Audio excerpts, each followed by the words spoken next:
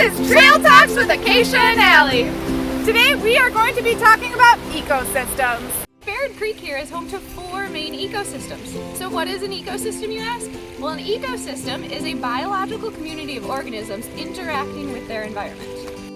So in other words, an ecosystem is a place where all non-living organisms and living organisms are working together. The forest! The prairie! The creek! The wetlands! Our first stop is the forest. Behind me is the oak savanna.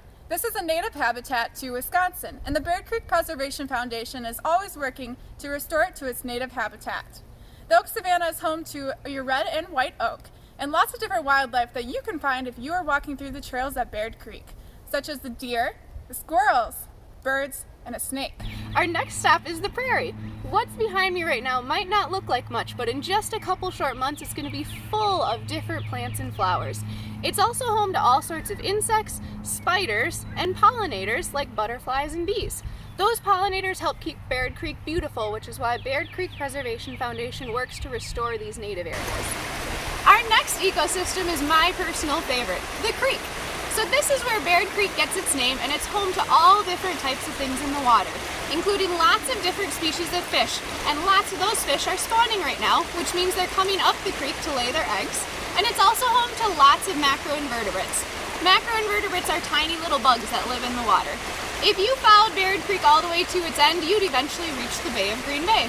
Our last place that we're visiting is the wetlands. This is my personal favorite ecosystem found at Baird Creek. During the springtime, which is what we're in now, the wetlands play a very important role as they act as a sponge. It's working to filter through the water, and it's also making sure that we don't have flooding going on.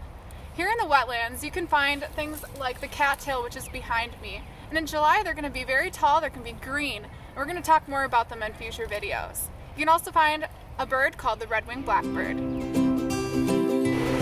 We hope you enjoyed joining us out at Baird Creek today. Please join us next time for an episode of Trail Talks with Acacia and Allie.